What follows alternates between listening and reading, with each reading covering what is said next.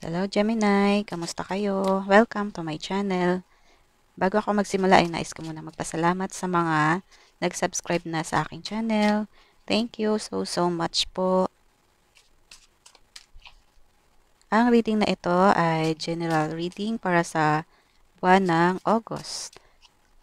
Kaya hindi po ito resonate sa lahat. Pakinggan lamang po ang positive messages na akma po para sa inyong mga sitwasyon. At kung Gemini ang inyong star sign, ang video na to ay para sa inyo to. Okay, tingnan natin kung ano ang ating masisilip na kaganapan at mga pagbabago sa ating mga sitwasyon sa buwan ng August. Okay.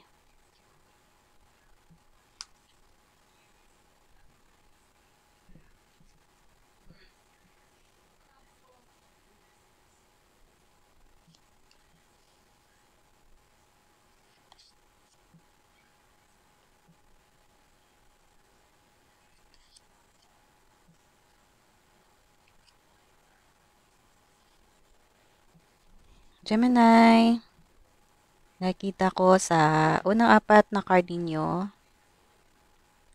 parang magsisimula na ulit ang bagong yugto sa inyong buhay. Para to sa ibang Gemini na magsisimula na ulit ang panibagong yugto sa inyong buhay. Kung meron po kayong mga hindi magandang karanasan ng mga nakaraang buwan tulad nung pagdating sa inyong financial, ay magbabago na po ito or magbabago na po ang inyong sitwasyon sa buwan ng August. Pwedeng magkakaroon po kayo ng blessing. Magkakaroon po kayo ng mga bagong opportunity na lalapit sa inyo. Mga financial opportunity ito, pwedeng sa trabaho, sa career, or pwedeng sa business din po. Tingnan po natin yung ibang card ninyo. Wow, puro pera. Ang daming pera.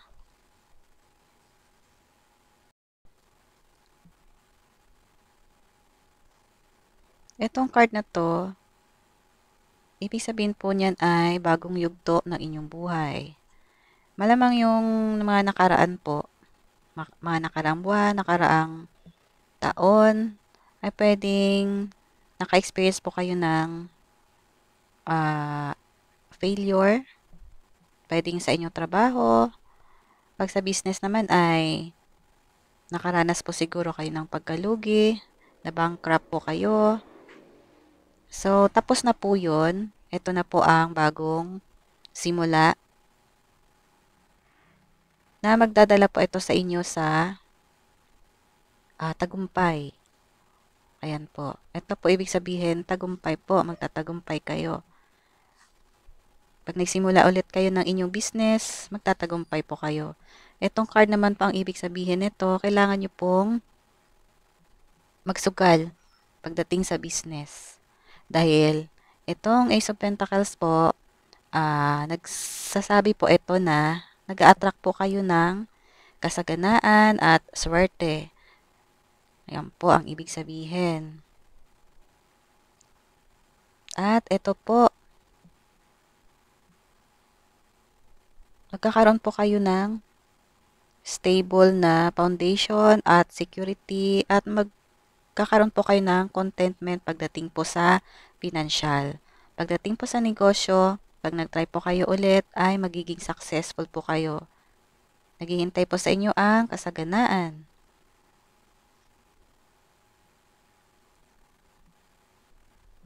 Medyo may konting delay lang po.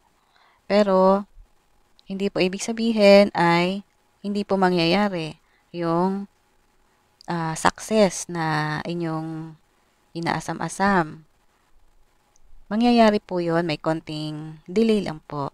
Dahil ang lahat naman po ng bagay dito sa mundo ay may tamang oras at panahon at kailangan po natin yun na paghirapan. Merong proseso. Yun pang ibig niya sabihin. So, may konting delay lang po. Huwag po kayo mag-alala. Huwag po kayo mag-worry na baka maulit-ulit yung pagkalugi ninyo ng mga nakaraan. Hindi na po mangyayari yan dahil nandito po ang success at kasaganaan. Kailangan nyo lang po na magsugal. At maging positive lang po dahil nandito po ang Ace of Pentacles. Ang ibig sabihin nito ay minamagnet nyo po yung kasaganaan, minamagnet nyo yung tagumpay, ang swerte. Swerte sa pera, swerte sa business. Ganon din po sa trabaho at inyong career. Basta't sa usaping kaperahan po, magiging successful po kayo. Ang ganda ng inyong card, puro kaperahan.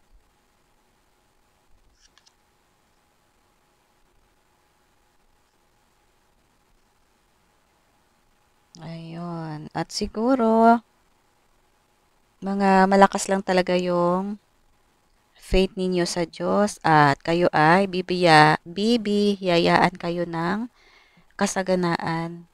Kasaganaan sa pera. Magkakaroon kayo ng financial security. Magkakaroon ng magandang pundasyon ng inyong mga business.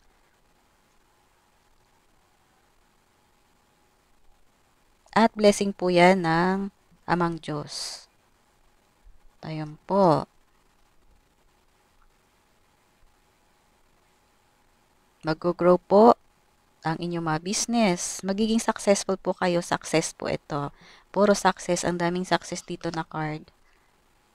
Wow. Ayan, tagumpay po.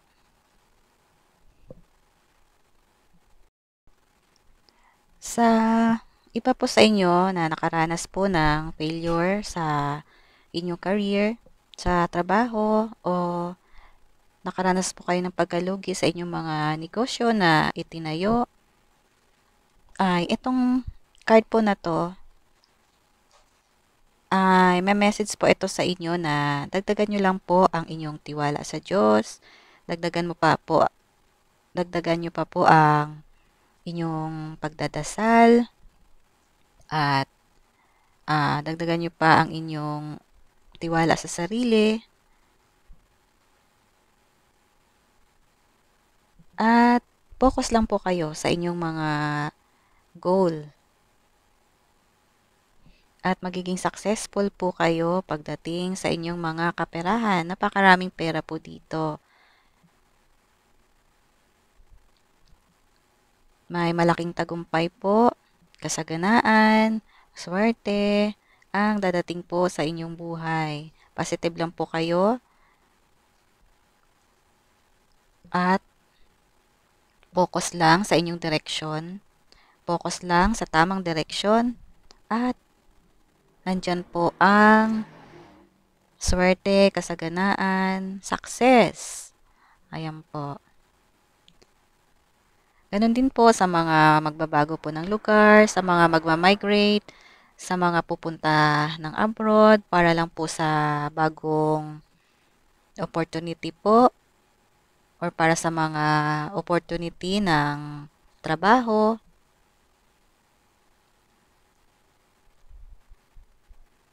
Or para sa opportunity ng career, ay positive lang din po kayo. Positive lang kayo, focus sa tamang direksyon, have faith in God, at magkaroon din po kayo ng tiwala sa inyong sarili, at positive lang lagi, at magiging successful po kayo sa lahat ng aspeto ng inyong buhay, lalong-lalo na pagdating sa inyong pera. Magkakaroon po kayo ng financial security. Magkakaroon na po kayo ng enough na savings. Magkakaroon po kayo ng magandang pundasyon pagdating sa inyong business, career, sa inyong trabaho. Yan po ang mangyayari sa panibagong yugto ng inyong buhay. yung mga nakaraan po na medyo mahirap, nakaranas kayo ng maraming pagsubok, mga financial struggle, failure sa inyong trabaho, hindi maganda ang inyong career, ay tapos na po yun. Nandito na po tayo sa panibagong yugto na punong-puno ng pag-asa, punong-puno ng kasaganaan, punong-puno ng kaperahan, success. Ayan po, andito po ang dami-daming pera po. Positive lang po kayo at focus lang kayo sa tamang direksyon. At higit sa lahat, magtiwala sa Diyos at sa inyong sarili. Dahil lahat naman po ng ating mga goals, lahat ng ating mga pangarap sa buhay ay walang imposible kapag inuna po natin si God. Ayun. So, good luck po sa inyo.